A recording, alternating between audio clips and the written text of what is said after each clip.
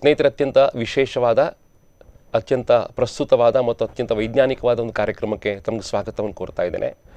ಒಂದು ಪುಸ್ತಕ ಸಾರಸ್ವತ ಲೋಕಕ್ಕೆ ಇವತ್ತು ಅರ್ಪಣೆಯಾಗಿರ್ತಕ್ಕಂಥದ್ದು, ಅದರ ಬಗ್ಗೆ ಇವತ್ತು ಮಾತುಗಳನ್ನು ಆಡುವಂಥದ್ದು.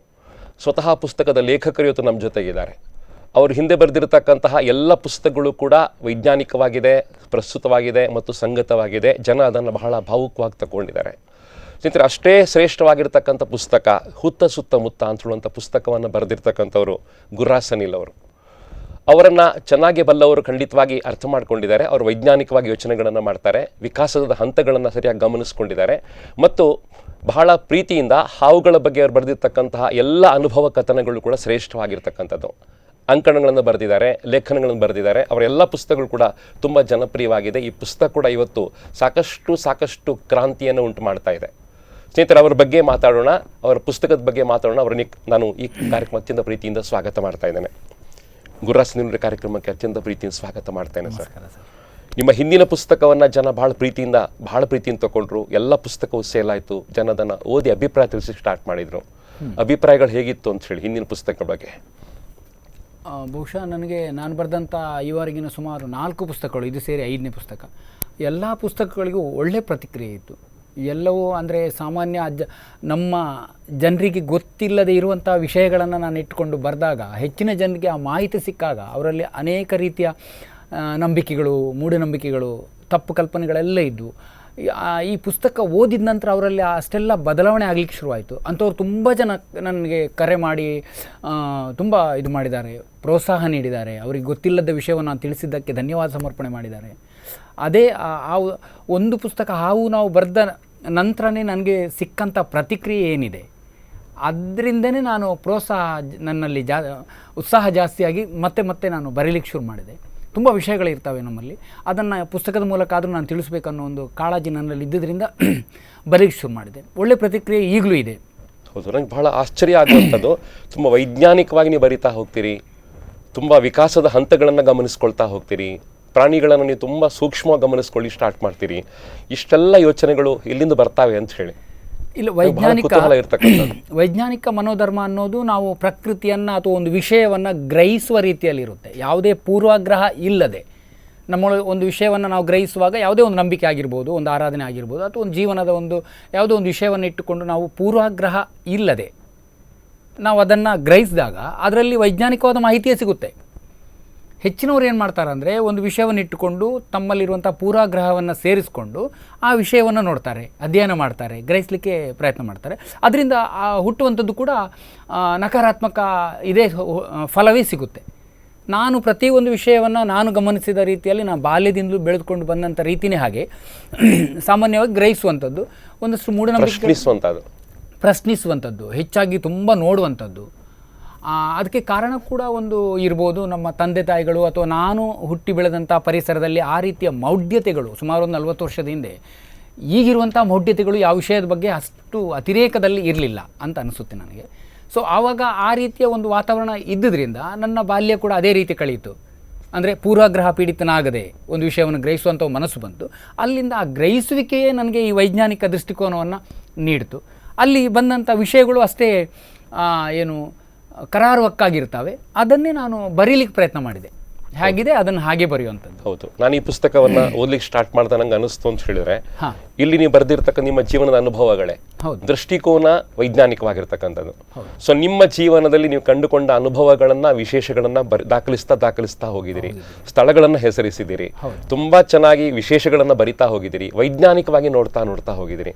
ಸೊ ಬದುಕಿನ ಕುತೂಹಲವನ್ನ ನೀವು ಬರಿತಾ ಹೋಗಿರ್ತಕ್ಕಂಥ ಅದ್ಭುತವಾದ ರೀತಿಗೆ ನಾನು ನಿಜವಾಗಿ ನಿಮಗೆ ಅಭಿನಂದನೆ ಮಾಡ್ತಾ ಇದ್ದೇನೆ ಸರ್. ಈ ಪುಸ್ತಕ ಜನಪ್ರಿಯವಾಗೋದು ಬಹಳ ಖಂಡಿತ ಅಂತ ನಂಗೆ ಅನಿಸ್ತಾ ಇದೆ ಸರ್. ಈ ಪುಸ್ತಕದ ಆವಿರ್ಭಾವ ಹೇಗೆ, ಈ ಪುಸ್ತಕ ಹುಟ್ಟಿದ ಹೇಗೆ, ಈ ಪುಸ್ತಕದ ಕಲ್ಪನೆ ಹೇಗೆ ಹುಟ್ಟಿತು?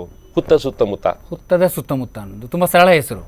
ಹುತ್ತದ ಸುತ್ತಮುತ್ತ ಅನ್ನೋದರ ಅರ್ಥನೇ ಈ ನಾಗನಂಬಿಕೆ ಏನಿದೆ ಅದು ಹುತ್ತದ ಸುತ್ತಮುತ್ತನೇ ಇರುವಂಥದ್ದು. ಹುತ್ತ ಅಂದುಕೊಳ್ಳೆ ನಮಗೆ ಕಲ್ಪನೆ ಬರುವಂಥದ್ದು ನಾಗಾರಾಧನೆ. ಹಾಗಾಗಿ ಈ ನಾಗಾರಾಧನೆ ಸುತ್ತಮುತ್ತ ಏನೆಲ್ಲ ನಡೀತಾ ಇದೆ ಈಗ ಪ್ರಸ್ತುತ ಅಂಥೇಳಿ ಇದು ಹುಟ್ಟಿಕೊಳ್ಳಿಕ್ಕೆ ಕಾರಣ. ಇದರಲ್ಲಿ ಸುಮಾರು 14 ಲೇಖನಗಳನ್ನು ನಾನು ಬರೆದಿದ್ದೇನೆ. ಬೇರೆ ಬೇರೆ ಪತ್ರಿಕೆಗಳಿಗೆ ಬರೆದಂಥ ಲೇಖನಗಳು. ನಮ್ಮ ತರಂಗಕ್ಕೆ ಮುಖಪುಟ ಲೇಖನ ಆಗಿ ಬಂದದ್ದು, ಮತ್ತು ಸಿರಿ ಪತ್ರಿಕೆಗೆ ಬರೆದಂಥದ್ದು, ಸಂಜೆ ವಾಣಿಗೆ ಬರೆದಿರುವಂಥದ್ದು, ಹೀಗೆ ಅನೇಕ ಪತ್ರಿಕೆಗಳಿಗೆ ಬೇರೆ ಬೇರೆ ಪತ್ರಿಕೆಗಳಿಗೆ ಬರೆದಂಥ ಲೇಖನಗಳನ್ನು ಇನ್ನಷ್ಟು ಇದು ಮಾಡಿ ವಿಸ್ತರಿಸಿ ಬರೆದಿದ್ದೇನೆ. ತುಂಬ ವಿಷಯವನ್ನು ಸೇರಿಸಿ ತುಂಬ ಅದಕ್ಕೆ ಬೇಕಾದಂಥ ಮಾಹಿತಿಯನ್ನು ತುಂಬಿಸಿ ಬರೆದಿದ್ದು. ಅಂದರೆ ಆ ಎಲ್ಲ ಬರೀಲಿಕ್ಕೆ ಮುಖ್ಯ ಕಾರಣವೇ ಈ ನಂಬಿಕೆ. ಈ ನಾಗರಹಾವು ಏನು, ಈ ಹಾವುಗಳು ನಿಜವಾಗಿ ನಮ್ಮ ನಂಬಿಕೆಯೊಳಗಿರುವಂತಹ ಜೀವಿಗಳು ಹೌದಾ, ಅಥವಾ ವಾಸ್ತವದಲ್ಲಿ ಅವುಗಳು ನಮ್ಮಂತೆ ಒಂದು ಸಾಮಾನ್ಯ ಜೀವಿಗಳ, ಇದನ್ನು ಗ್ರಹಿಸ್ತಾ ಹೋದಾಗೆ ನನಗೆ ಈ ಕಲ್ಪನೆ ಇಟ್ಕೊಳ್ತು. ನಿಜವಾಗಿ ಈ ವಿಷಯ ಹೀಗಿದೆ, ಆದರೆ ನಮ್ಮ ಜನರಿಗೆ ಅದು ಬೇರೆ ರೀತಿಯಲ್ಲಿ ಅದನ್ನು ಬೇರೆ ರೀತಿಯಲ್ಲಿ ಮುಟ್ಟಿಸಲಾಗಿದೆ, ಅಥವಾ ಅವರೇ ಅದನ್ನು ಕಲ್ಪಿಸ್ಕೊಂಡಿರ್ಬೋದು, ನಮ್ಮ ಜನರೇ ಕಲ್ಪಿಸ್ಕೊಂಡು ಬರೋದು ಇದು ಹೀಗಿದೆಯೋ ಹಾಗಿರ್ಬೋದು ಅಂತೇಳಿ. ಅದಕ್ಕೆ ಬೇರೆ ಬೇರೆ ಕಾರಣಗಳು. ಅದನ್ನು ನೋಡಿದಾಗ ನನಗೆ ಈ ಲೇಖನಗಳನ್ನು ಹೀಗೆ ಬರೆದು ಜನರಲ್ಲಿ ಒಂದು ರೀತಿ ಜಾಗೃತಿ ಆದರೂ ಮೂಡಿಸಬೇಕನ್ನೋ ಒಂದು ಕಲ್ಪನೆ ಬಂದ ಕೂಡಲೇ ನಾನು ಆ ಒಂದೊಂದು ಲೇಖನಗಳನ್ನು ಬರಲಿಕ್ಕೆ ಶುರು ಮಾಡಿದೆ. ಆ ಲೇಖನಗಳನ್ನು ಒಟ್ಟು ಸೇರಿಸಿ ಒಂದು ಚಿಕ್ಕ ಪುಸ್ತಕ ಮಾಡಿದ್ದೀನಿ. ಈಗಾಗಲೇ ಸುಮಾರು ಒಂದು 200 ಕಾಪಿ ಇದಾಗಿದೆ, ಅದು ಪ್ರತಿಗಳು ಇದು ಮಾರಾಟ ಆಗಿವೆ. ಇನ್ನು ಭಾಳಷ್ಟು ಇದಿದೆ, ತುಂಬ ವಿಷಯಗಳನ್ನು ನಾನು ಇದರಲ್ಲಿ ಇದು ಮಾಡಿದ್ದೇನೆ. ಸೊ ನನಗೆ ಭಾಳ ಕುತೂಹಲ ಆಗುವಂಥದ್ದು ಮತ್ತು ತುಂಬ ಆಶ್ಚರ್ಯ ಆಗುವಂಥದ್ದು, ನಾನು ನಿಮ್ಮನ್ನು ಖಂಡಿತವಾಗಿ ಅಭಿನಂದಿಸಬೇಕು ಅಂತ ಹೇಳುವಂಥದ್ದು, ವಿಶೇಷವಾಗಿ ಈ ಕರಾವಳಿ ಕರ್ನಾಟಕ ಅಂತ ಹೇಳುವಂಥದ್ದು ಮೌಢ್ಯದಲ್ಲಿ ಇವತ್ತು ಮುಳುಗು ಹೋಗಿರ್ತಕ್ಕಂಥದ್ದು. ವಿಶೇಷವಾಗಿ ಇವತ್ತು ನಾಗಾರಾಧನೆ ಅಂತ ಹೇಳಿದ ಕೂಡಲೇ ನೀವು ಹೇಳುವ ಹಾಗೆ ಕಾಂಕ್ರೀಟ್ನ ಕೋಟೆಗಳನ್ನು ಕಟ್ಟುವಂಥದ್ದು, ಅದಕ್ಕೆ ಜೀರ್ಣೋದ್ಧಾರ ಮಾಡುವಂಥದ್ದು, ಬ್ರಹ್ಮಕಲಶಗಳನ್ನು ಮಾಡಿ ಹೊರಡುವಂಥದ್ದು, ಮತ್ತೆ ಏನೇನೋ ವಿಶೇಷವಾಗಿರ್ತಕ್ಕಂತಹ ಮೌಢ್ಯಗಳನ್ನು ಜನರ ತಲೆಗೆ ಹಾಕುವಂಥದ್ದು, ಹೆದರಿಕೆ ಹುಟ್ಟಿಸುವಂಥದ್ದು, ಭಯ ಹುಟ್ಟಿಸುವಂಥದ್ದು. ಸೊ ಇದರ ವಿರುದ್ಧವಾಗಿ ನೀವು ಜಾಗೃತಿ ಮೂಡಿಸುವ ಕೆಲಸಗಳನ್ನು ಸುಮಾರು ವರ್ಷಗಳಿಂದ ಬಹಳ ಪ್ರೀತಿಯಿಂದ ಮಾಡ್ತಾ ಇದ್ದೀರಿ. ಸೊ ಅದರ ಆವಿರ್ಭಾವಿ ಪುಸ್ತಕ ಅಂತ ಭಾವಿಸ್ಕೊಳ್ತೇನೆ. ಇದರಲ್ಲಿ ಸಂಗತಿಗಳು ತುಂಬ ವೈಜ್ಞಾನಿಕವಾಗಿದೆ. ಸೊ ನನಗೆ ತುಂಬ ಇಷ್ಟವಾಗಿರ್ತಕ್ಕಂಥ ಭಾಗ ತಮಗೆ ಹೇಳುತ್ತೇನೆ ಸರ್. ದಲಿತರ ಕೇರಿಯ ಕರಿನಾಗರ ಅಂತ ನೀವು ಸ್ಟಾರ್ಟ್ ಮಾಡಿದ್ದೀರಿ. ಸಾಮಾನ್ಯವಾಗಿರ್ತಕ್ಕಂಥ ಕರಿನಾಗರ ನಮ್ಗೆ ಗೊತ್ತಿರ್ತಕ್ಕಂಥದ್ದು. ಈ ದಲಿತರ ಕೇರಿಯ ಕರಿನಾಗರ ಅಂದ್ರೆ ಏನು ಅಂತ ಹೇಳಿ, ಅಂದರೆ ಅಲ್ಲಿ ಈ ಪುಸ್ತಕದಲ್ಲೇ ಆ ವಿವರಣೆ ತುಂಬ ಸುಂದರವಾಗಿ ಕೊಟ್ಟಿದ್ದಾನೆ. ಅಂದರೆ ಅಲ್ಲಿರುವಂಥ ವಾಸ್ತವಿಕ ವಿಚಾರವನ್ನು ಈ ಪುಸ್ತಕದಲ್ಲಿ ಆ ಲೇಖನದಲ್ಲಿ ಬರ್ತಿದ್ದೇನೆ. ನಾನು ಇದು ಕಂಡಂಥ ಘಟನೆ, ಒಂದು ಆ ಏರಿಯಾದ ಬಗ್ಗೆ ನಾನು ಇಲ್ಲಿ ತಿಳಿಸ್ಲಿಕ್ಕೆ ಇದು ಮಾಡೋದಿಲ್ಲ. ಆ ಏರಿಯಾಕ್ಕೆ ಹೋದಾಗ ಅಲ್ಲಿಯ ಜನರಲ್ಲಿದ್ದಂಥ ನಂಬಿಕೆ, ಶರೀರ ಬಣ್ಣ, ಆ ಹಾವಿದ್ದು ಒಂದು ಮನೆಯೊಳಗೆ ಬಂದಂಥ ಹಾವು ಅದರ ಶರೀರ ಬಣ್ಣ ಕಪ್ಪಾಗಿತ್ತು. ಅದೇ ಒಂದು ಕಾರಣಕ್ಕೆ ಆ ಮನೆಯವರು ಆ ಹಾವು ನಾನು ಬರೋ ಮೊದಲೇ, ಆ ಮನೆಗೆ ಹೋಗೋ ಮೊದಲೇ ತಪ್ಪಿಸ್ಕೊಂಡು ಒಂದು ಹಂಚಿಯ ರಾಶಿನೊಳಗೆ ಹೋಗಿ ಕೂತ್ಕೊಂಡಿದೆ. ಆದರೆ ಅದು ಅಲ್ಲಿ ಪ್ರಯತ್ನ ಮಾಡಿದರೆ ಹಂಚಿಯ ರಾಶಿಯನ್ನೆಲ್ಲ ಕೆದಕಿ ನೋಡಿದರೆ ಹಾವು ಸಿಗುತ್ತೆ ಅಂತ ನನಗೆ ಖಾತ್ರಿ. ಆದರೆ ಅವರು ಏನು ಮಾಡ್ತಾರೆ, ಆ ಹಾವನ್ನು ಮತ್ತೆ ಹೊರಗೆ ಹೋದ ನಂತರ ಹಿಡಿಸೋದನ್ನ ಪ್ರಯತ್ನವನ್ನು ಕೈ ಬಿಡ್ತಾರೆ. ನನಗೆ ಆಶ್ಚರ್ಯ ಕೇಳ್ತಾನೆ, ಹೆಚ್ಚಿನ ಕಡೆ ಮನೆಗೆ ಹೋದ ಕೂಡಲೇ ಅದು ಎಲ್ಲಿದ್ದರೂ ಹುಡುಕಿ ನೀವು ತಗೊಂಡು ಹೋಗಲೇಬೇಕು, ನಮ್ಗೆ ಅಷ್ಟು ಭಯ ಇದೆ, ಏನಾದರೂ ಇಡೀ ದಿವಸಕ್ಕಾದರೂ ಪರವಾಗಿಲ್ಲ ಹಿಡ್ಕೊಂಡು ಹೋಗಿ ಅಂತೇಳಿ ಹೇಳುವವರು ಹೆಚ್ಚಿನವರು ಇರ್ತಾರೆ. ಆದರೆ ಈ ಮನೆಯವರು ಅದು ಹೊರಗೆ ಹೋದ ನಂತರ ಆಸಕ್ತಿನೇ ತೋರಲಿಲ್ಲ.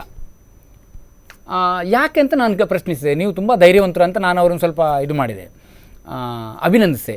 ಅದಕ್ಕೆ ಅವ್ರು ಹೇಳಿದರು, ಹಾಗೇನಿಲ್ಲ, ಅದು ಕಪ್ಪು ಬಣ್ಣ ನಾಗರಹಾವು, ಅದು ದಲಿತ ಕೇರಿಗೆ ಸೇರಿದ ನಾಗರಹಾವು ಅಂತ ಹೇಳಿದರು. ನನಗೆ ಆಶ್ಚರ್ಯ ಆಯಿತು. ನಾನು ತುಂಬ 30 ವರ್ಷದಿಂದ ಈ ರೀತಿ ವಲಯದಲ್ಲಿದ್ದೇನೆ. ಈ ಒಂದೊಂದು ಕೇರಿಗೆ ಸೇರಿದಂಥ, ಒಂದು ಜಾತಿಗೆ ಸೇರಿದಂಥ ಒಂದು ಹಾವಿದೆಯಾ? ನಾನು ಮತ್ತು ಕುತೂಹಲದಿಂದ ಅವ್ರ ಹತ್ರ ಪ್ರಶ್ನೆ ಮಾಡಿದಾಗ ಅವರಲ್ಲಿ ಹೇಳಿಬಿಟ್ರು, ಇಲ್ಲಿಲ್ಲ, ದಲಿತ ಕೇರೆ ನಾಗರಹಾವು ಅಂದರೆ ಅದು ಕಪ್ಪು ಬಣ್ಣದಲ್ಲಿರ್ತದೆ, ಮೇಲ್ಜಾತಿಯವರ ಹಾವು ಬಿಳಿ ಬಣ್ಣದಲ್ಲಿ ಹಳದಿ ಬಣ್ಣದಲ್ಲೆಲ್ಲ ಇರ್ತದೆ. ಹಾಗೆ ಇಲ್ಲಿ ನಾನು ಹೇಳಿದೆ, ಅದು ಯಾರು ಹೇಳಿದ್ದು ನಿಮಗೆ ಅಂತೇಳಿ. ಅಂದರೆ ಅದು ಮೇಲ್ಜಾತಿಯವರು ಅದರ ಬಗ್ಗೆ ಹೇಳ್ತಾ ಇರ್ತಾರೆ, ಹಾಗಾಗಿ ನಮ್ಗೆ ಗೊತ್ತು ಕಪ್ಪು ಬಣ್ಣದ್ದು ಬಂದರೆ ಅವರ ಕೇರಿದ್ದೆ ಹಾವಾಗಿರ್ತದೆ ಅಂತೇಳಿ. ನೋಡಿ, ನಮ್ಮಲ್ಲಿ ಎಷ್ಟೊಂದು ಕೆಟ್ಟ ರೀತಿಯ ಮೌಢ್ಯ ಇದು. ಶರೀರ ಬಣ್ಣಕ್ಕೂ ಜಾತಿಗೂ ಮತ್ತು ಈ ನಾಗರಹಾವಿಗೂ ಹೋಲಿಕೆ ಮಾಡೋದು. ನಾಗರಹಾವಿಗೆ ಜಾತಿ ಇದೆಯಾ ಅಂತ ಕೇಳೋದು. ಹೌದು, ಕರ್ನಾಟಕದಲ್ಲಿ, ಭಾರತದಲ್ಲಿ ನಾಗರಹಾವುಗಳಲ್ಲಿ ಒಂದೇ ಜಾತಿ ಇರೋದು, ಒಂದೇ ಜಾತಿ, ಒಂದೇ ಪ್ರಭೇದ.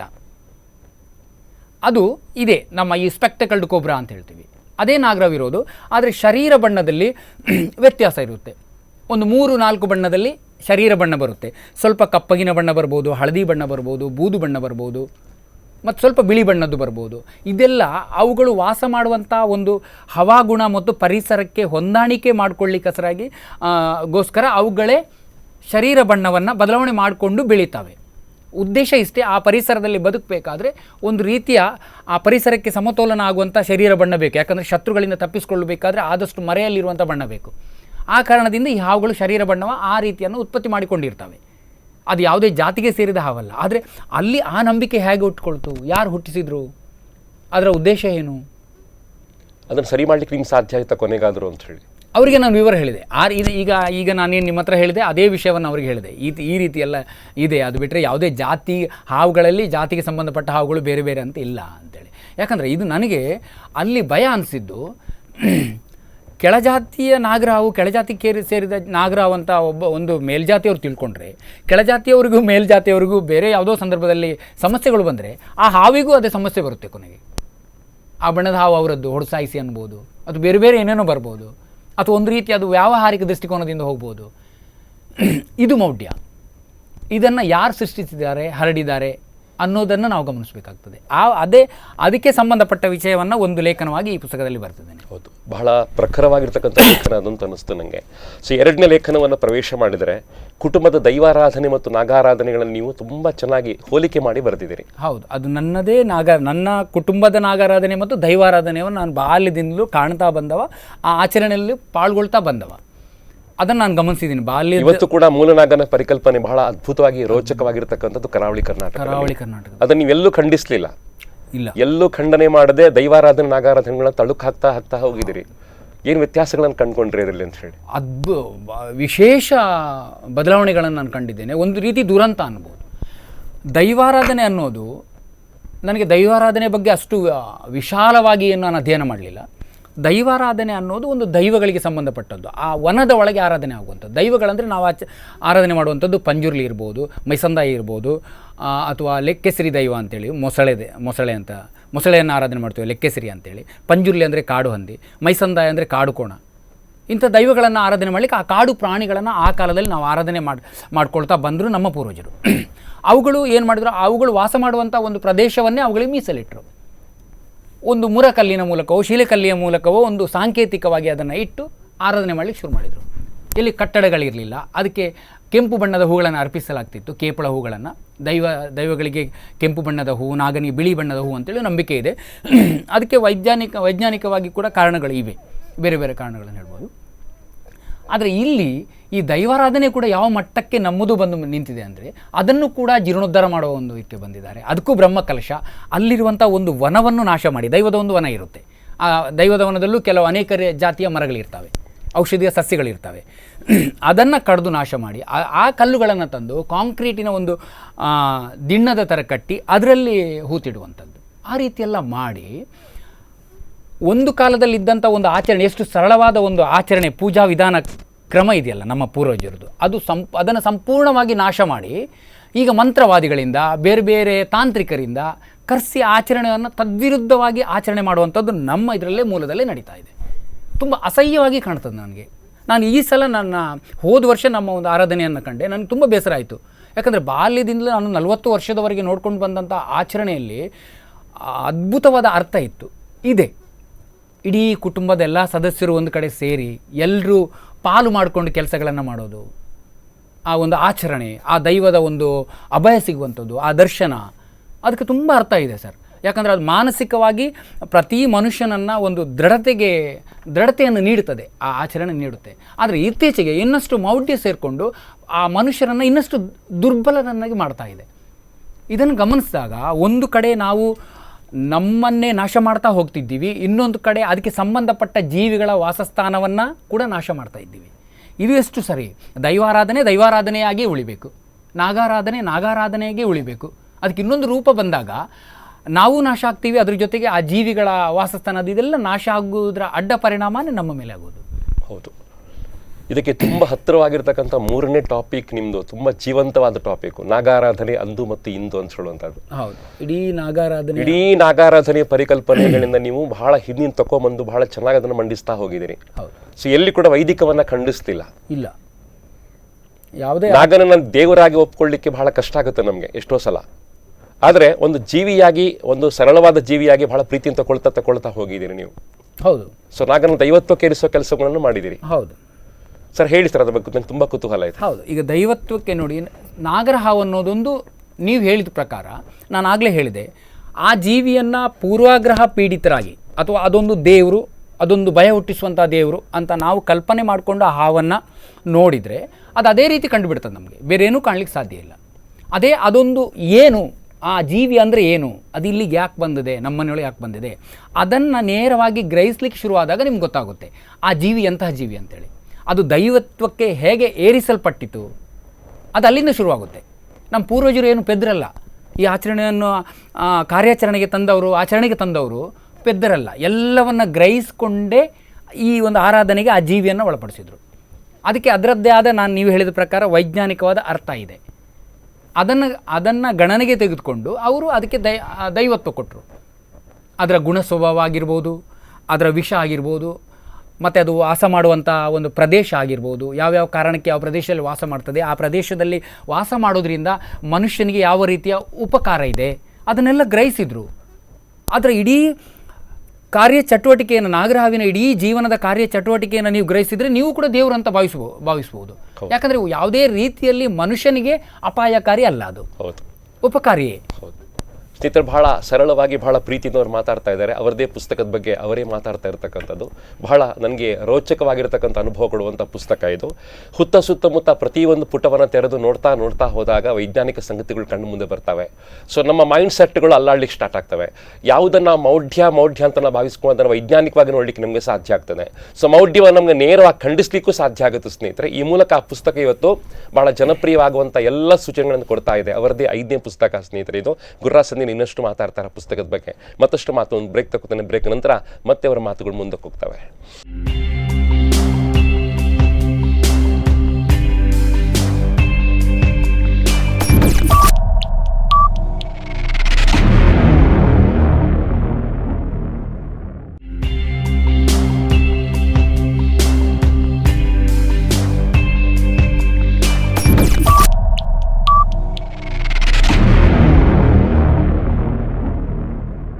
ಸ್ನೇಹಿತರ, ಅತ್ಯಂತ ಕುತೂಹಲದ, ಅತ್ಯಂತ ವೈಜ್ಞಾನಿಕವಾಗಿರ್ತಕ್ಕಂಥ ಕಾರ್ಯಕ್ರಮ ಮತ್ತು ಮುಂದುವರಿತ ಸ್ಪಂದನ ವಾಹಿನಿ ಜನಪ್ರಿಯವಾಗಿರ್ತಕ್ಕಂಥ ಕಾರ್ಯಕ್ರಮ ಸ್ನೇಹಿತರೆ ಇದು.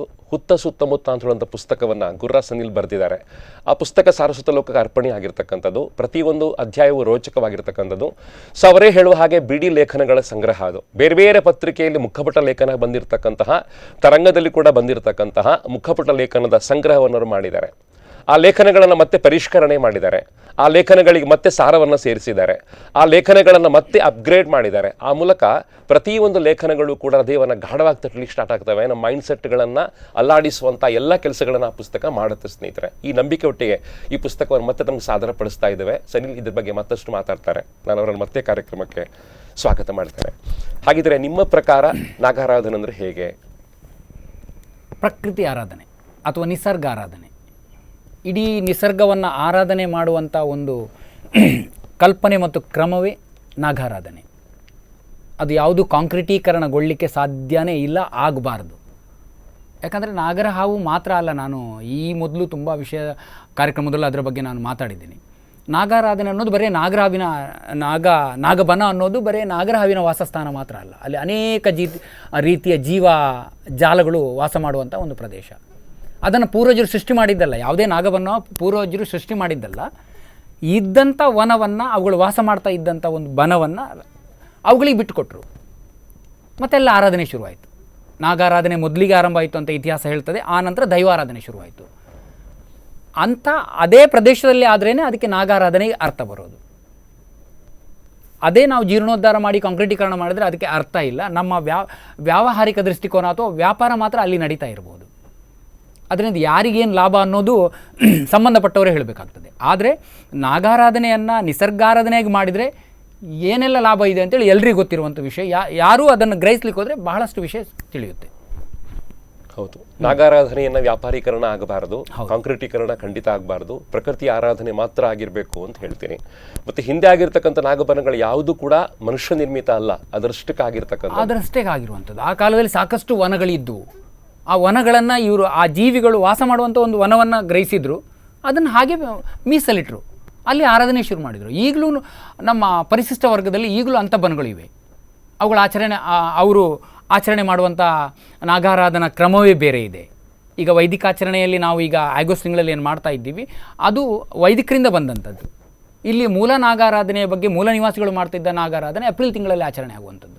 ಅದಕ್ಕೆ ಸಾಕಷ್ಟು ಕಾರಣ ಇದೆ.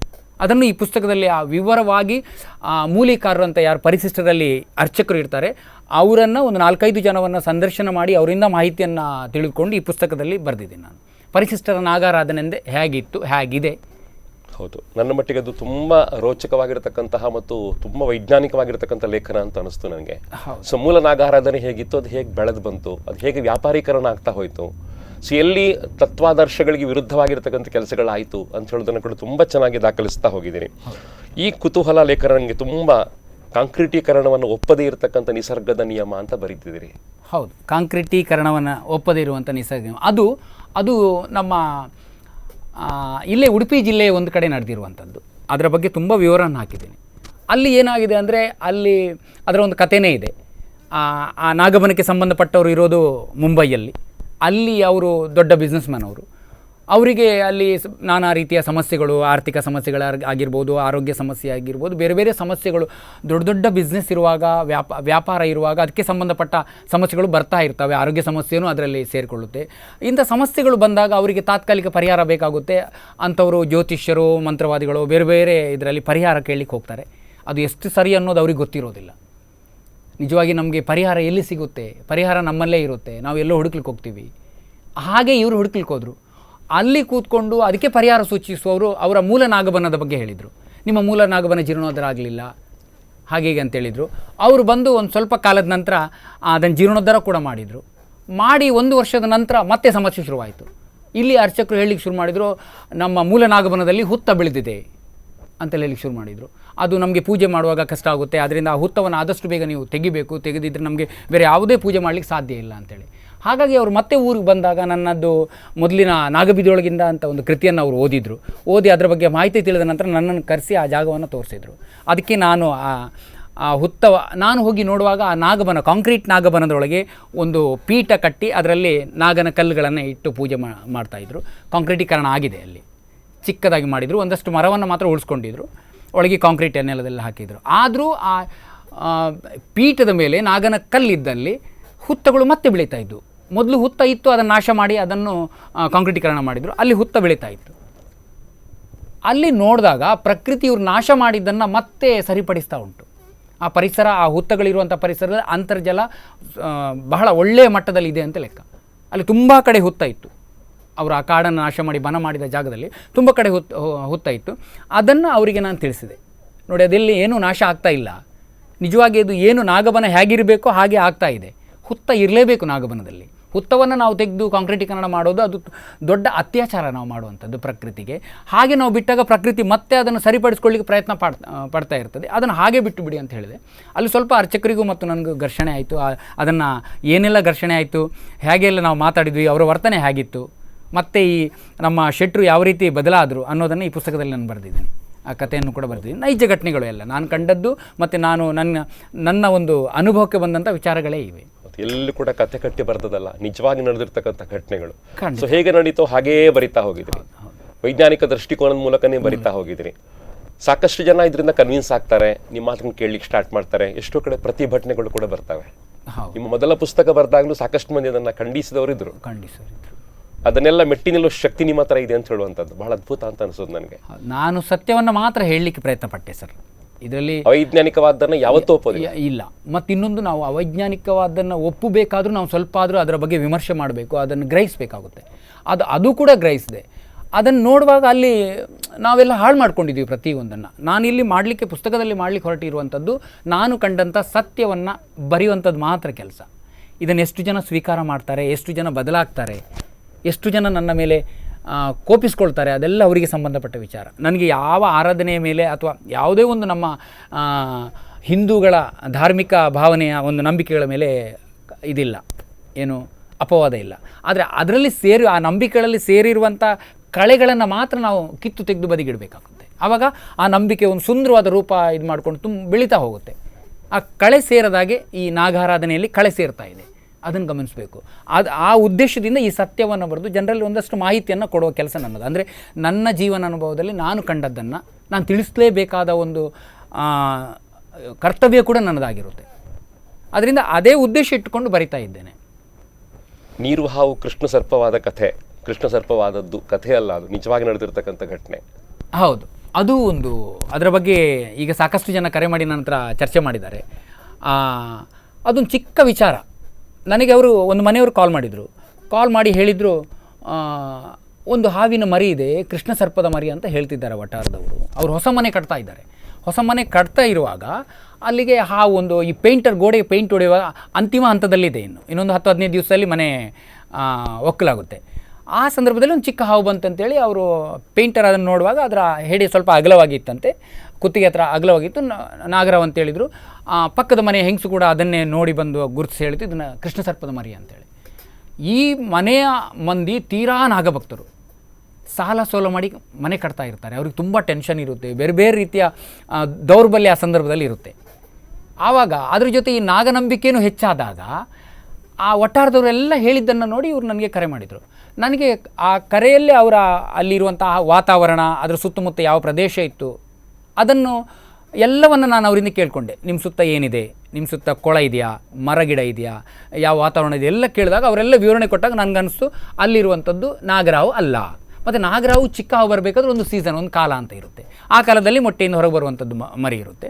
ಇವ್ರು ಹೇಳೋ ಪ್ರಕಾರ ನಾಗರಾವು ಅಲ್ಲ ಅಂತ ನಮ್ಗೆ ಗೊತ್ತೆ. ನಾನು ಹೇಳಿದೆ ನೋಡಿ ಇಂತಿಂತ ಹಾವದು, ನೀವು ಅದನ್ನು ಹಾಗೆ ಬಿಟ್ಟುಬಿಡಿ, ಸಂಜೆ ಒಳಗೆ ಹೋಗ್ತದೆ ಅಂತೇಳಿ. ಅದು ಎಲ್ಲಿ ಹೋಗಿದೆ ಅಂದರೆ ಇವರ ಸಿಟ್ಔಟ್ ಇದೆಯಲ್ಲ, ಮನೆಯ ಸಿಟ್ಔಟ್, ಅದು ದೊಡ್ಡದು ಅಮೃತಶಿಲೆ ಹಾಕಿದ್ದಾರೆ, ಅದರ ಎಡೆ ಹೋಗಿ ಕೂತ್ಕೊಂಡಿದೆ. ಎರೆಹುಳ ಗಾತ್ರದ ಹಾವದು. ಅದನ್ನು ಹುಡುಕೋದು ಹೇಗೆ?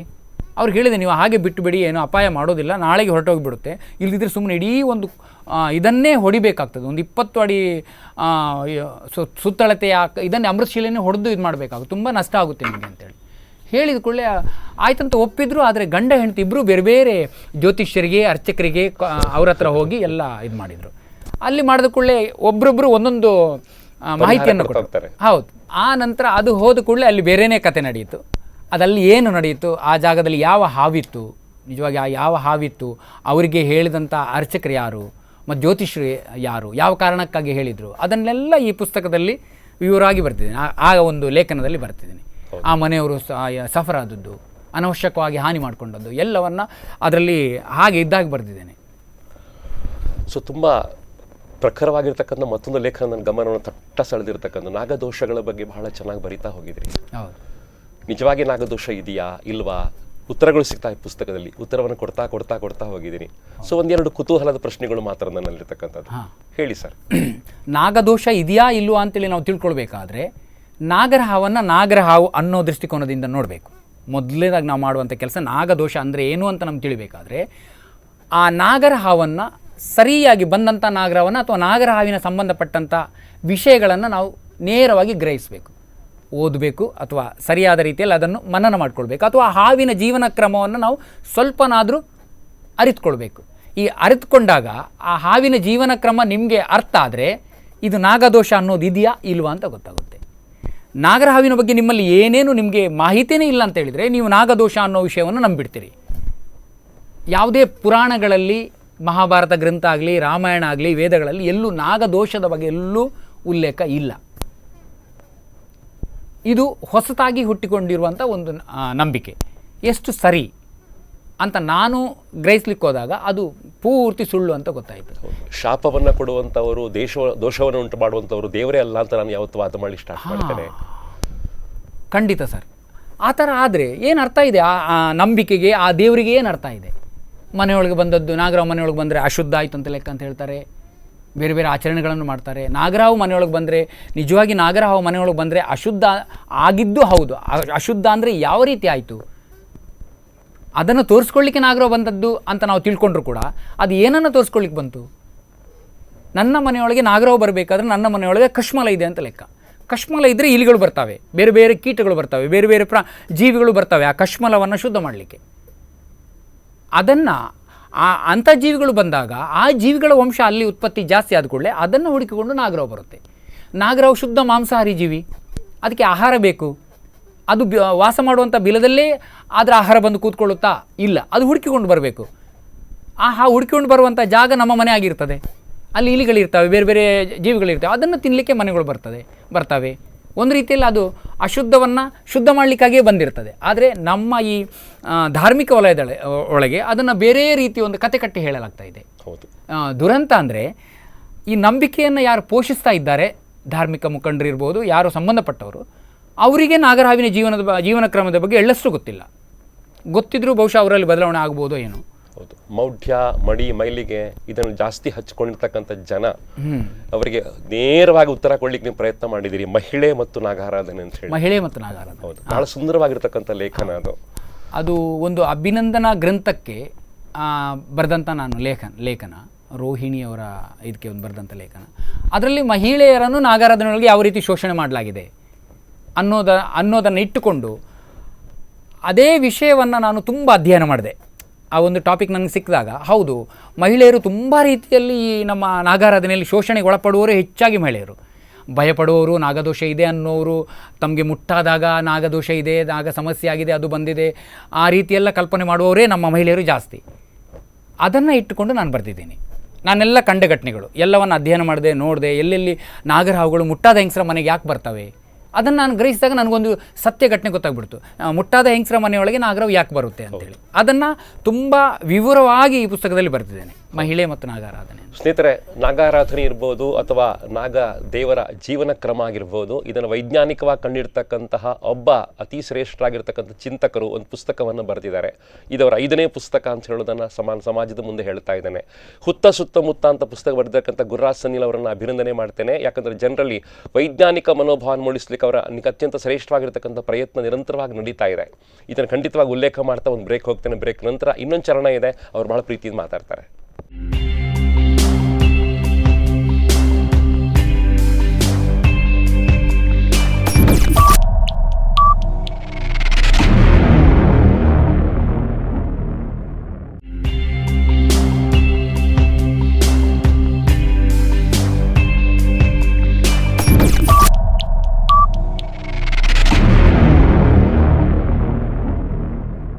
ಸ್ನೇಹಿತರೆ, ಬಹಳ ವಿಶೇಷವಾಗಿರ್ತಕ್ಕಂಥ ಕಾರ್ಯಕ್ರಮ ಮತ್ತೆ ಪ್ರಸಾರವಾಗ್ತಾ ಇದೆ. ಸ್ಪಂದನ ವಾಹಿನಿಯ ಜನಪ್ರಿಯವಾಗಿರ್ತಕ್ಕಂಥ ಕಾರ್ಯಕ್ರಮ. ಸ್ಪಂದನ ವಾಹಿನಿಯಲ್ಲಿ ಹಾವು ಮತ್ತು ನಾವು ಅಂತ ಹೇಳುವಂಥ ಸರಣಿ ಕಾರ್ಯಕ್ರಮ ನಡೆಸಿಕೊಟ್ಟಿರ್ತಕ್ಕಂಥ ಗುರುರಾಜ್ ಸನಿಲ್ ಅವರು ಈಗಾಗಲೇ 4 ಪುಸ್ತಕವನ್ನು ಸಮಾಜಕ್ಕೆ ಅರ್ಪಿಸಿದ್ದಾರೆ. ವೈಜ್ಞಾನಿಕವಾಗಿ ಚಿಂತನೆಗಳನ್ನು ಮಾಡಿದ್ದಾರೆ. ಅವರ 5ನೇ ಪುಸ್ತಕ ಈಗ ಸಾರಸ್ವತ ಲೋಕಕ್ಕೆ ಅರ್ಪಣೆಯಾಗಿರ್ತಕ್ಕಂಥದ್ದು. ಜನ ಅದನ್ನು ಬಹಳ ಪ್ರೀತಿಯಿಂದ ಭಾವುಕರಾಗಿ ತಗೊಂಡಿರ್ತಕ್ಕಂಥದ್ದು. ಯಾರು ವಿಜ್ಞಾನವನ್ನು ಇಷ್ಟಪಡ್ತಾರೆ, ಯಾರು ವೈಜ್ಞಾನಿಕವಾಗಿ ಚಿಂತನೆಗಳನ್ನು ಮಾಡ್ತಾರೆ, ಅವರೆಲ್ಲ ಈ ಪುಸ್ತಕವನ್ನು ಓದಲಿಕ್ಕೆ ಸ್ಟಾರ್ಟ್ ಮಾಡಿದ್ದಾರೆ. ಸಾಕಷ್ಟು ಒಳ್ಳೆಯ ಪಾಸಿಟಿವ್ ಆಗಿರ್ತಕ್ಕಂಥ ಅಭಿಪ್ರಾಯಗಳು ಬರ್ತಾ ಇದೆ. ಎಲ್ಲಿ ಕೂಡ ವೈದಿಕವನ್ನು ಖಂಡಿಸದೆ ನಾಗರನ್ನು ಬಹಳ ವಿಶೇಷವಾಗಿರ್ತಕ್ಕಂಥ ಆಯಾಮ ನೋಡುವಂಥ ಪ್ರಯತ್ನವನ್ನು ಈ ಪುಸ್ತಕ ಮಾಡ್ತಾ ಇದೆ.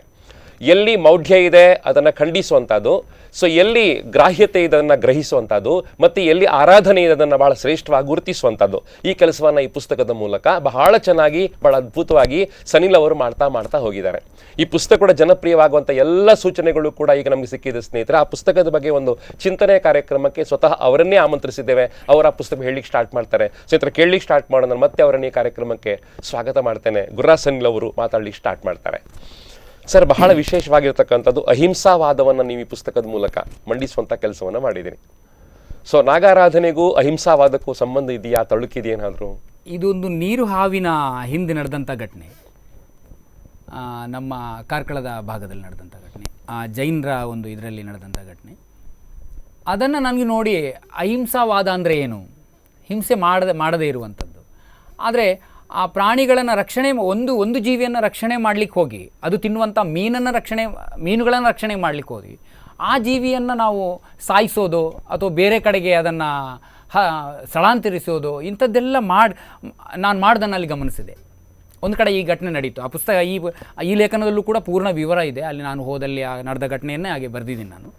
ಅಲ್ಲಿ ಆ ಒಂದು ಘಟನೆಯನ್ನು ನೋಡಿದಾಗ ನನಗೆ ಅಹಿಂಸಾವಾದ ಅಂದರೆ ಏನು ಅಂತ ಅನ್ನಿಸ್ತು ನನಗೆ. ಅಹಿಂಸೆ ಅಂದರೆ ಯಾವ ಜೀವಿಗಳಿಗೆ ಹಾನಿ ಮಾಡದೇ ಇರುವಂಥದ್ದು ಅಹಿಂಸಾವಾದ ಅಂತ ಅನಿಸುತ್ತೆ. ಆದರೆ ಇಲ್ಲಿ ಒಂದು ಜೀವಿಯನ್ನು ಮಾತ್ರ ಒಂದು ದೃಷ್ಟಿ ಇದರಲ್ಲಿ ಗಮನದಲ್ಲಿ ಇಟ್ಕೊಂಡಿದ್ರು. ಇನ್ನೊಂದು ಜೀವಿಗೆ ಅವರು ಹಾನಿ ಮಾಡ್ತಾಯಿದ್ರು. ಅದು ಅವರ ಗಮನಕ್ಕೆ ಬರಲಿಲ್ಲ. ಅದು ತುಂಬ ಕಾರಣ ಇದೆ. ಆ ನೀರು ಒಳ್ಳೆ ಗರ್ಭಿಣಿಯಾಗಿತ್ತು, ಬೇರೆ ಕಾರಣ ಇದೆ. ಆ ನೀರು ಆದರೂ ಅದಕ್ಕೂ ಅದರ ಒಂದು ಜೀವನಕ್ಕೆ, ಅದು ವಾಸ ಮಾಡುವಂಥ ಒಂದು ವಲಯದಿಂದಲೇ ಅದನ್ನು ಬೇರೆ ಕಡೆಗೆ ಸ್ಥಳಾಂತರಿಸುವುದು, ಇಂಥದ್ದೆಲ್ಲ ನಡೆದಾಗ ನನಗೆ ತುಂಬ ಹಿಂಸೆ ಅನ್ನಿಸ್ತು. ನಾವು ಎಲ್ಲ ಜೀವಿಗಳನ್ನು ಒಂದೇ ದೃಷ್ಟಿಕೋನದಲ್ಲಿ ನೋಡ್ತಾ ಬಂದಾಗ ಮಾತ್ರ ಈ ಪರಿಸರ ಅಥವಾ ಜೀವಿಗಳ ರಕ್ಷಣೆ ಸಾಧ್ಯ. ಏನೋ ನಮ್ಮ ಒಂದು ಧಾರ್ಮಿಕ ವಲಯಗಳಿಗೆ ಒಂದೇ ಜೀವಿಗಳಿಗೆ ಮಹತ್ವವನ್ನು ಕೊಡ್ತಾ ಹೋಗೋದು, ಅದಕ್ಕೆ ಸಂಬಂಧಪಟ್ಟ ಇತರೆ ಜೀವಿಗಳನ್ನು ನಾವು ನಾಶ ಮಾಡ್ತಾ ಹೋಗೋದು, ಅದನ್ನು ನಾವು ಖಂಡಿಸಬೇಕಾಗ್ತದೆ ಅಥವಾ ನಾವು ತಿಳಿಸಬೇಕಾಗ್ತದೆ ಆ ಜನರಿಗೆ. ಆ ಉದ್ದೇಶದಿಂದ ಈ ಲೇಖನವನ್ನು ಬರೆದಿದ್ದೇನೆ, ನೀರು ಹಾವು ಮತ್ತು ಅಹಿಂಸಾವಾದ ಅಂತ. ಹೌದು, ತುಂಬ ರೋಚಕವಾದ ಸಂಗತಿಗಳನ್ನು ಹಾಕ್ತಾ ಹೋಗಿದ್ದೀರಿ. ಸೊ ನನಗಿಷ್ಟ ಆಗಿರ್ತಕ್ಕಂಥ ಇನ್ನೊಂದು ಭಾಗವನ್ನು ಪ್ರವೇಶ ಮಾಡ್ತೇನೆ ಸರ್. ಸೊ ಎಷ್ಟೋ ಕಡೆ ಏನಾಗ್ತಾ ಇದೆ ಅಂತ ಹೇಳಿದ್ರೆ, ನಾಗನ ಬಗ್ಗೆ ಇರತಕ್ಕಂಥ ಭಯ ಅಥವಾ ಜಾಸ್ತಿ ಭಾವುಕತೆ, ಜಾಸ್ತಿ ಶ್ರದ್ಧೆ, ಸೊ ನಾಗದೇವರಿಗೆ ತೊಂದರೆ ಆಗ್ತಾ ಇದೆ ಅಂತ ಭಾವಿಸ್ಕೊಂಡ್ರಿ? ಖಂಡಿತ ಸರ್. ಅದಕ್ಕೆ ಪೂರಕವಾಗಿರ್ತಕ್ಕಂಥ ಲೇಖನ ಮುಂಗುಸಿ ಜೀವ ಕೆರವಾದ ನಾಗಭಕ್ತಿ ಅಂತ ಹೇಳುವಂತ. ಇದು ತುಂಬಾ ಕುತೂಹಲದಾಯಕವಾಗಿದೆ. ತುಂಬಾ ದುರಂತ ಸರ್ ಇದು. ಅದೇ ಆ ನಾಗರಹಾವನ್ನು ಒಂದನ್ನು ರಕ್ಷಣೆ ಮಾಡಬೇಕು ಅನ್ನೋ ಒಂದು ದೃಷ್ಟಿಕೋನ ಮನುಷ್ಯರಲ್ಲಿ ನೋಡಿ.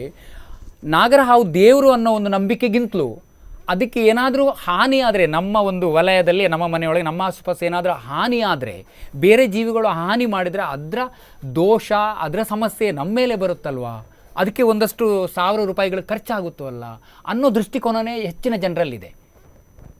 ನಾಗರ ಹಾವನ್ನು ಒಂದು ಜೀವಿ ಹಾನಿ ಮಾಡ್ತಾ ಇದ್ದರೆ ಅದು ಕರುಣೆಯಿಂದ, ಮಮತೆಯಿಂದ ನಾವು ಜೀವಿಯನ್ನು ರಕ್ಷಣೆ ಮಾಡ್ತಾ ಇಲ್ಲ. ಹೆಚ್ಚಿನ ಜನರು ಆ ಥರ ಮಾಡ್ತಿದ್ದಾರೆ. ಅದೇ ಒಂದು ಘಟನೆ ಈ ಒಂದು ಮನೆಯಲ್ಲಿ ನಡೀತು. ಒಂದು ನಾಗರವನ್ನು ಒಂದು ಮುಂಗುಸಿ ಹಿಡಿಲಿಕ್ಕೆ ಪ್ರಯತ್ನ ಮಾಡ್ತು. ಆಹಾರ ಒಂದು ಇನ್ನೊಂದನ್ನು ತಿನ್ನೋದು ಬಹಳ ಸಹಜವಾದ ಒಂದು ಕ್ರಮ ಇಲ್ಲಿ ಪ್ರಕೃತಿಯಲ್ಲಿ ನಡೆಯುವಂಥದ್ದು. ನಾಗರ ಹಾವು ಮುಂಗುಸಿ ಆಹಾರ, ಮುಂಗುಸಿ ನಾಗರಹಾವಿನ ಆಹಾರ, ಒಂದು ಇನ್ನೊಂದನ್ನು ತಿಂದು ಬದುಕುವಂಥ ವ್ಯವಸ್ಥೆಯನ್ನು ಪ್ರಕೃತಿಯೇ ಕಲ್ಪಿಸಿರುವಂಥದ್ದು, ನಾವೇನು ಮಾಡಿರುವಂಥದ್ದಲ್ಲ. ಆದರೆ ನಮ್ಮ ಒಂದು ನಂಬಿಕೆ ಏನು ಮಾಡಿದೆ ಅಂದರೆ, ಅಲ್ಲಿ ಆ ಒಂದು ನಾಗರವನ್ನು ಉಳಿಸ್ಲಿಕ್ಕೆ ಹೋಗಿ ಒಂದು ಮುಂಗುಸಿಯನ್ನೇ ನಾಶ ಮಾಡಿದ್ದು, ಸಾಯಿಸುವಂಥ ಒಂದು ಕ್ರೂರ ಘಟನೆ. ಎಲ್ಲಿ ಹೋಗಿದೆ ನಮ್ಮಲ್ಲಿ ಆ ಜೀವಿ ಪ್ರೀತಿ?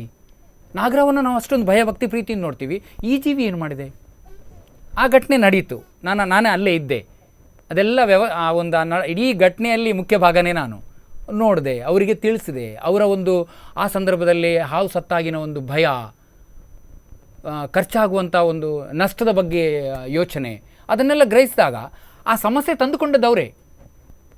ನಾಗರಹಾವು ಮುಂಗುಸಿಯನ್ನು ತಿನ್ನಲಿಕ್ಕೆ ಬಿಡಬೇಕು, ಅದರ ಆಹಾರ ಅದು. ಬಿಟ್ಟಿದ್ರೆ ಸಮಸ್ಯೆ ಬರ್ತಾ ಇರಲಿಲ್ಲ. ಎರಡಕ್ಕೂ ಸಮಸ್ಯೆ ಮಾಡೋದು, ಒಂದು ಅಲ್ಲಿ ನಡೆಯುವಂಥ ಕ್ರಿಯೆಯನ್ನು ಹಾನಿ ಮಾಡೋದು, ನಾವು ಆ ಮುಂಗುಸಿಯನ್ನು ಹೊಟ್ಟೆಗೆ ಹೊಡೆಯುವುದು, ಅವುಗಳ ಹೊಟ್ಟೆಗೆ ಹೊಡೆದು ಅವುಗಳಿಗೆ ಆಹಾರ ಇಲ್ಲದಂತೆ ಮಾಡೋದು, ಇತ್ತ ಈ ನಾಗರಹಾವನ್ನು ಸ್ವಲ್ಪ ಸಮಯದಲ್ಲಿ ಸಾಯಿಸಿಬಿಡೋದು ಬೇರ್ಪಡಿಸೋದ್ರಿಂದ. ಮತ್ತೆ ಅದಕ್ಕೆ ಬರುವಂಥ ಸಮಸ್ಯೆ ನಮ್ಮ ಮೇಲೆ ಹೇಳ್ಕೊಳ್ಳೋದು. 50,000ನೋ 1,00,000ನೋ ನಮ್ಮ ಅರ್ಹತೆಗೆ ತಕ್ಕ ನಾವು ಖರ್ಚು ಮಾಡ್ತೀವಿ. ಯಾಕೆ ಮಾಡ್ತೀವಿ? ಇದೆಷ್ಟು ಸರಿ? ನಾವು ಮಾಡ್ತಾ ಇರುವಂಥ ಕೆಲಸ ಎಷ್ಟು ಸರಿ? ಇದನ್ನು ಪ್ರತಿಯೊಬ್ಬರು ಪ್ರಶ್ನಿಸ್ಕೊಳ್ಬೇಕು. ಆ ಉದ್ದೇಶದಿಂದ ಆ ಲೇಖನವನ್ನು ಕೂಡ, ನಿಜ ಘಟನೆ ಅದು ನಡೆದದ್ದು, ಆ ಲೇಖನವನ್ನು ಕೂಡ ನೀವು ಘಟನೆಯಾಗಿ ಮಾತ್ರ ಬರೆದಿಲ್ಲ, ಅದನ್ನು ವೈಜ್ಞಾನಿಕವಾಗಿ ಯೋಚನೆ ಮಾಡಿ ಬರಲಿಕ್ಕೆ ಪ್ರಯತ್ನ ಪಟ್ಟಿದ್ದೀರಿ. ಇಲ್ಲಿ ಎಲ್ಲ ಹಾವುಗಳಂದ್ರೆ ಹೆಬ್ಬಾವುಗಳನ್ನು ತಗೊಂಡ್ಕೊಂಡು ಲೇಖನ ಇದೆ. ಹೆಬ್ಬಾವು ನುಂಗುತ್ತಿದೆ ಮೌಢ್ಯ ಅಂತ ಹೇಳಿ ಕುತೂಹಲದಾಯಕವಾಗಿರ್ತಕ್ಕಂಥ ಕಥೆ ಅದು. ಹೌದೌದು, ಹೆಬ್ಬಾವು ನಿಜವಾಗಿ ಹೆಬ್ಬಾವು ಮನುಷ್ಯನ ನುಂಗುತ್ತೆ, ಮಕ್ಕಳನ್ನು ನುಂಗುತ್ತೆ ಅಂತ ಒಂದು ನಂಬಿಕೆ ಸಾಮಾನ್ಯ ಕರ್ನಾಟಕದಾದ್ಯಂತ ಇರುವಂಥದ್ದು. ಆದರೆ ಅದೇ ನಂಬಿಕೆ ಈಗ ಅದನ್ನೇ ನುಂಗ್ಲಿಕ್ಕೆ, ಆ ಹೆಬ್ಬಾವುಗಳನ್ನೇ ನಮ್ಮ ನಂಬಿಕೆಗಳು ನುಂಗ್ಲಿಕ್ಕೆ ಶುರು ಮಾಡಿವೆ. ಕಂಡಲ್ಲಿ ಸಾಯಿಸುವಂಥದ್ದು, ಅನವಶ್ಯಕಕ್ಕೆ ಹೊಸ ಹೊಸ ಹೆಸರುಗಳನ್ನು ಕೊಟ್ಟು ಕೆಲವರು, ಈ ಅರ್ಧಂಬರ್ಧ ಕಲಿತ ಕೆಲವು ಹಿಡ್ಕೊಂಡು ಫೋಟೋ ಪೋಸ್ ಕೊಡೋದು, ಪೇಪರ್ ಹಾಕಿಸ್ಕೊಳ್ಳೋದು, ಹೌದು, ಶೋಕಿಗಳನ್ನು ಮಾಡುವಂಥವ್ರು. ಮತ್ತೆ ಹಾವನ್ನು ಕಂಡು ಕೂಡಲೇ ಏನೋ ಒಂದು ಹೆಸರು ಕೊಟ್ಟು ಬಿಡೋದು, ತಾವು ಉರಗ ತಜ್ಞರು ಅಂತ ಹೇಳಿ. ಆ ಹಾವಿನ ಬಗ್ಗೆ ಏನೂ ಗೊತ್ತಿರೋದಿಲ್ಲ, ಒಂದು ಹೆಸರು ಕೊಟ್ಟು ಜನರಿಂದ ಒಂದು ಶಬಾಷ್ಗಿರಿಯನ್ನು ಪಡೆಯುವುದು, ಒಂದಷ್ಟು ಭಯವನ್ನು ಜಾಸ್ತಿ ಸೃಷ್ಟಿ ಮಾಡಿ ಆ ಜೀವಿಯನ್ನೇ ನಾಶ ಮಾಡಿಬಿಡ್ತಾರೆ. ತುಂಬ ಕಡೆ ನೋಡಿದ್ದೇನೆ, ಅರ್ಧಂಬರ್ಧ ಕಲಿತ ಕೆಲವರು ವ್ಯಕ್ತಿಗಳು ಇರ್ತಾರೆ, ಈ ಉರಗ ತಜ್ಞರು ಅಂತ ಹೇಳ್ಕೊಳ್ತಾರೆ. ಅವರನ್ನು ಕರೀತಾರೆ ಪಾಪ ಜನರು. ಕರೆದು ಕೂಡಲೇ ಅವರು ಹೋಗಿ, ಅವ್ರಿಗೆ ಗೊತ್ತಿರೋದಿಲ್ಲ ಎಂಥ ಹಾವು ಅಂತೇಳಿ, ಏನಾದರೂ ಒಂದು ಹೇಳಿ ಅಲ್ಲಿ ಬಚಾವಾಗಬೇಕು, ಅದಕ್ಕೆ ಒಂದು ಹೆಸರು ಕೊಡೋದು. ಈ ಹೆಬ್ಬಾವಿಗೆ ಈ ಲೇಖನದಲ್ಲಿ ಒಬ್ಬ ವ್ಯಕ್ತಿ ಕೊಟ್ಟಂಥ ಹೆಸರು ಮಲೆಕಂದೋಡಿ ಅಂತೇಳಿ, ಮಲೆಕನ್ನಡಿ, ಅತ್ಯಂತ ವಿಷಕಾರಿ ಹಾವು ಅಂತೇಳಿ ಹೆಸರು ಕೊಟ್ಟು ಕೂಡಲೇ ಆ ಜನ ಆಚೀಚೆ ನೋಡಲಿಲ್ಲ. ಅದರ ಬಗ್ಗೆ ತುಂಬ ವಿಶೇಷವಾದ ಕಥೆಯನ್ನು ಕಟ್ಟು ಕೂಡ ಆ ವ್ಯಕ್ತಿ ಹೇಳಿದ ಕೂಡಲೇ ಆ ಹಾವನ್ನು ಕಂಡು ಅಲ್ಲೇ ಸಾಯಿಸಿಬಿಟ್ರು.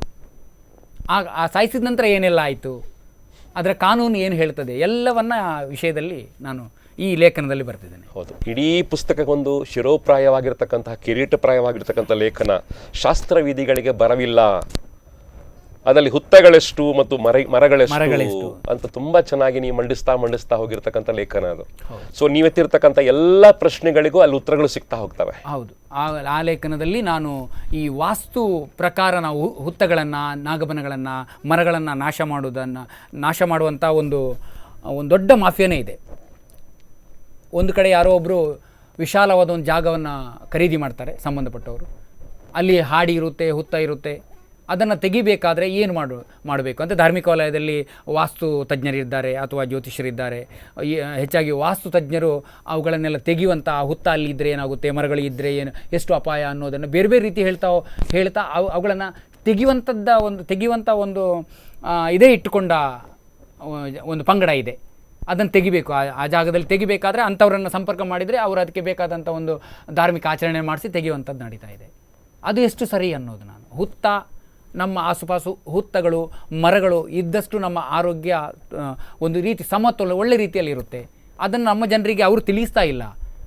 ಇರುವಂಥ ಹಸಿರು ಪರಿಸರವನ್ನು, ಹುತ್ತವನ್ನು, ಅಂತರ್ಜಲ ಇರುವಂಥ ಜಾಗದ ಹುತ್ತಗಳನ್ನು ನಾಶ ಮಾಡಿ ಇಡೀ ಭೂಮಿಯನ್ನು ನಾವು ಒಣಗಿಸ್ಬಿಡೋದು. ಮರ ಗಿಡಗಳನ್ನೆಲ್ಲ ಕಳೆದ ನಂತರ ಭೂಮಿ ಒಣಗ್ತದೆ, ಇಂಗ್ತದೆ, ಜಲ ಕೂಡ ನಾಶ ಆಗುತ್ತೆ. ಅದನ್ನೆಲ್ಲ ಯಾರೂ ಇವರು ವಾಸ್ತು ತಜ್ಞರು, ಜ್ಯೋತಿಷ್ಯರು ಅನ್ನೋದು ಗಮನಿಸ್ತಾನೇ ಇಲ್ಲ. ಅದರ ಪರಿಣಾಮ ಆ ಪ್ರದೇಶಕ್ಕೆ ಮಾತ್ರ ಇಲ್ಲ, ಸುತ್ತಮುತ್ತದ ಎಲ್ಲ ಪ್ರದೇಶಕ್ಕೂ ಹಾನಿ ಸಂಭವಿಸ್ತದೆ. ಅದಕ್ಕೆ ಯಾರು ಹೊಣೆ? ಅದನ್ನು ತುಂಬ ಕಡೆ ನನ್ನನ್ನು ಕೆಲವು ವ್ಯಕ್ತಿಗಳು ಹುತ್ತ ನೋಡ್ಲಿಕ್ಕೆ ಕರೀತಾರೆ, ಕೆಲವು ಮಧ್ಯವರ್ತಿಗಳು ಕರೀತಾರೆ. ಅವಾಗೆಲ್ಲ ಆ ಘಟನೆಗಳನ್ನು ನಾನು ಗಮನಿಸಿದೆ. ಒಬ್ಬ ವ್ಯಕ್ತಿ ಆ ರೀತಿ ಮಾಡ್ದ, ವ್ಯಾವಹಾರಿಕವಾಗಿ ನನಗೂ ಒಂದು ಸ್ವಲ್ಪ ಕಮಿಷನ್ ಕೊಡ್ಲಿಕ್ಕೆ ಮುಂದೆ ಬಂದ, ಆ ಹುತ್ತ ತೆಗೆದ್ರೆ ಇಷ್ಟು ಕಮಿಷನ್ ಕೊಡ್ತೇನೆ ಅಂತೇಳಿ. ನನಗೆ ಆ ಹುತ್ತ ನೋಡಿದ ಕೂಡಲೇ ಅದರ ಅಲ್ಲಿ ಏನೆಲ್ಲ ಜೀವಜಾಲಗಳು ವಾಸ ಮಾಡ್ತಾ ಇದ್ವು, ಹಾವುಗಳು ಇದ್ವಾ ಇಲ್ವೋ ಅಂತ ಗೊತ್ತಾಯಿತು. ನಾನು ಒಪ್ಕೊಳ್ಳದಿದ್ದಾಗ ಅವನ ಒಂದು ವರ್ತನೆ ಹೇಗಿತ್ತು ಅನ್ನೋದನ್ನೆಲ್ಲ ಆ ಲೇಖನದಲ್ಲಿ ಬರ್ತಿದ್ದೇನೆ ನಾನು, ಆ ವಿವರಗಳು. ಸಮಗ್ರವಾಗಿ ಸರ್ ಕಾರ್ಯಕ್ರಮವನ್ನು ಮುಗಿಸ್ತಾ ಇದ್ದೇವೆ. ಮುಗಿಸುವಂಥ ಹೊತ್ತಲ್ಲಿ ಈ ಪುಸ್ತಕದ ಮೂಲಕ ಗುರ್ರಸನಿಯವರು ಏನು ಹೇಳಲಿಕ್ಕೆ ಹೊರಟಿದ್ದೀರಿ ಅಂತ ಹೇಳಿ, ಒಂದೇ ಜನ ಏನು ಗ್ರಹಿಸಬೇಕು ಈ ಪುಸ್ತಕದ ಮೂಲಕ?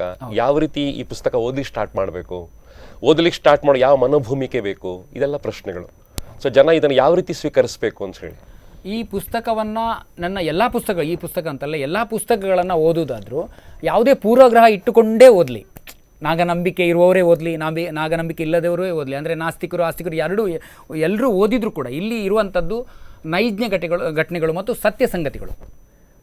ಇದನ್ನು ಓದ್ತಾ ನಮ್ಮಲ್ಲಿ ಬದಲಾವಣೆ ಖಂಡಿತ ಆಗುತ್ತೆ. ಯಾಕಂದ್ರೆ ನಾನು ತಿಳಿದಿರುವಂಥದ್ದು ಯಾವುದೇ ಒಂದು ಪುಸ್ತಕದ ಮೂಲಕ ತಿಳಿದಂಥದ್ದಲ್ಲ, ಅದನ್ನು ಪುಸ್ತಕ ಓದಿ ಬರೆದಂಥ ಘಟನೆಗಳಲ್ಲ, ನಿಜ ಘಟನೆಗಳನ್ನು ನಾನು ಬರೆದಿದ್ದೀನಿ.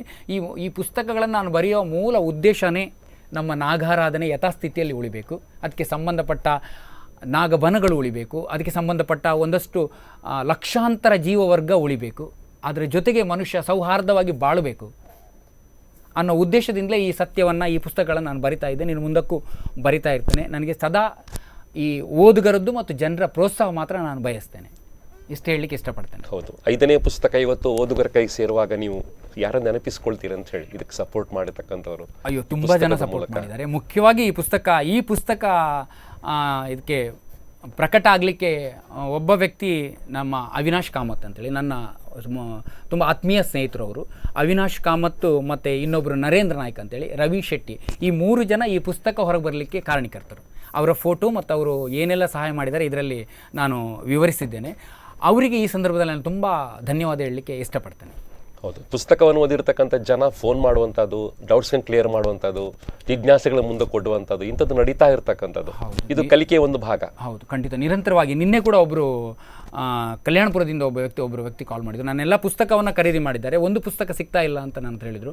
ದೇವರ ಹಾವು ಅಂತೇಳಿ, ಅದು ನಾಗರ ಹಾವಿನ ಬಗ್ಗೆ ಇಡೀ ನಾಗರ ಹಾವಿನ ಜೀವನ ಚರಿತ್ರೆಯನ್ನು ಬರೆದಿದ್ದೇನೆ ನಾನು. ಅಂದರೆ ಅದು ಹುಟ್ಟಿ ಸಾಯುವವರೆಗೆ ಮನುಷ್ಯರ ನಡುವೆ ಒಂದು ಪ್ರಕೃತಿಯಲ್ಲಿ ಹೇಗೆ ಬದುಕುತ್ತೆ ಅದನ್ನು ವಿವರವಾಗಿ ಬರೆದಿದ್ದೇನೆ.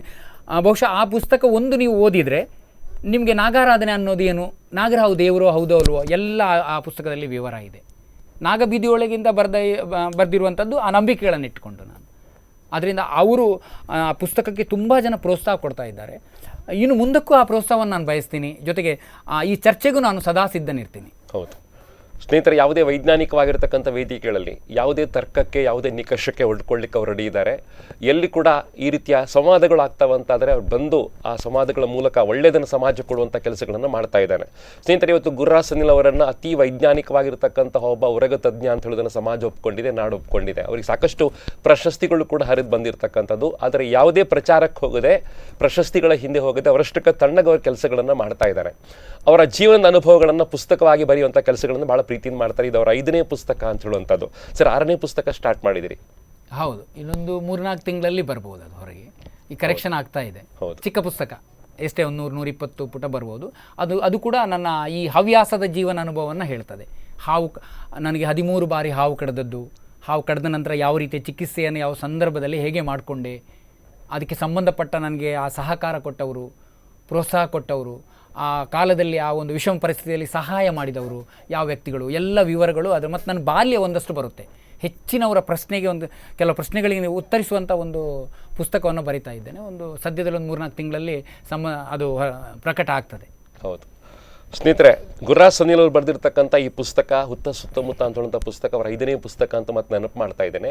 ಸಾರಸ್ವತ ಲೋಕಕ್ಕೆ ಅರ್ಪಣೆಯಾಗಿರ್ತಕ್ಕಂಥ ಪುಸ್ತಕ. ಈಗಾಗಲೇ ಪುಸ್ತಕ ಬಿಡುಗಡೆಯಾಗಿದೆ, ಜನ ಅದನ್ನು ಓದಲಿಕ್ಕೆ ಸ್ಟಾರ್ಟ್ ಮಾಡಿದ್ದಾರೆ, ಎಲ್ಲ ಕಡೆ ತಮಗೆ ಸಿಗ್ತಾ ಇದೆ. ತಾವು ಖಂಡಿತವಾಗಿ ಸನಿಲ್ ಅವರನ್ನು ಭೇಟಿ ಮಾಡಿ ಪುಸ್ತಕವನ್ನು ತಗೋಬಹುದು, ನಿಮ್ಮ ಜಿಜ್ಞಾಸೆಗಳನ್ನು ಪರಿಹರಿಸ್ಕೋಬಹುದು, ನಿಮ್ಮ ಡೌಟ್ಸನ್ನು ಕ್ಲಿಯರ್ ಮಾಡ್ಕೋಬಹುದು, ಹೆಚ್ಚುವರಿ ಜ್ಞಾನವನ್ನು ಕೂಡ ಪಡ್ಕೊಳ್ಳಿಕ್ಕೆ ಅವಕಾಶ ಇದೆ. ಸೊ ಎಲ್ಲಿ ಸಂವಾದಕ್ಕೆ ಬರಲಿಕ್ಕೆ ಅವರು ಸಿದ್ಧರಾಗಿದ್ದಾರೆ, ಆ ಸಂವಾದಗಳಿಗೆ ಉತ್ತರವನ್ನು ಕೊಡುವಂಥ ಶಕ್ತಿ ಅವರ ಹತ್ರ ಭಗವಂತ ಕೊಟ್ಟಿದ್ದಾನೆ. ಇದನ್ನು ಖಂಡಿತವಾಗಿ ಗಮನಿಸ್ಕೊಳ್ಳಿ. ಸೊ ನಾಗದೇವರನ್ನ ಅವರು ದೇವರು ಅಂತ ಒಪ್ಕೊಳ್ತಾರೆ, ಅದನ್ನು ಇವತ್ತು ಜಿಜ್ಞಾಸೆಗೆ ಜನರ ಮುಂದೆ ಇಡ್ತಾ ಇಲ್ಲ. ಜೊತೆಗೆ ಬಹಳ ಪ್ರೀತಿಯಿಂದ ಸ್ವೀಕಾರ ಮಾಡಿದ್ದಾರೆ. ಯಾರಿಗೆ ತಿಳ್ಕೊಳ್ಬೇಕಂತ ಕುತೂಹಲ ಇದೆ ಖಂಡಿತ ಉತ್ತರವನ್ನು ಕೊಡೋ ಶಕ್ತಿ ಕೂಡ ಅವರಿಗಿದೆ. ಆ ಎಲ್ಲ ಪ್ರಶ್ನೆಗಳಿಗೆ ಉತ್ತರ ಈ ಪುಸ್ತಕ ಅಂತ ಹೇಳೋದನ್ನು ಬಹಳ ಪ್ರೀತಿಯಿಂದ ಹೇಳುತ್ತಾ ಸುತ್ತಮುತ್ತ ಪುಸ್ತಕ ಓದಿ ಸ್ಟಾರ್ಟ್ ಮಾಡಿ ಅಂತ ಮತ್ತೆ ವಿನಂತಿ ಮಾಡ್ಕೊಳ್ತಾ ಸನಿಲ್ ಸರ್ ಧನ್ಯವಾದಗಳನ್ನು ಹೇಳ್ತಾ ಈ ಕಾರ್ಯಕ್ರಮವನ್ನು ಬೀಳ್ಕೊಡ್ತಾ ಇದ್ದೇನೆ. ಸರ್ ತಮಗೆ ಧನ್ಯವಾದಗಳನ್ನು ಸಲ್ಲಿಸ್ತಾ ಇದ್ದೇನೆ. ತಮಗೂ ಧನ್ಯವಾದ. ಸ್ನೇಹಿತರೆ, ಸ್ಪಂದನ ವಾಹಿನಿ ನೋಡ್ತಾ ಇರಿ. ವಿಶೇಷವಾದ ಕಾರ್ಯಕ್ರಮಗಳಿಗೋಸ್ಕರ, ವಿಶೇಷವಾದ ವಾರ್ತೆಗಳಿಗೋಸ್ಕರ thank very much. Wish all the best.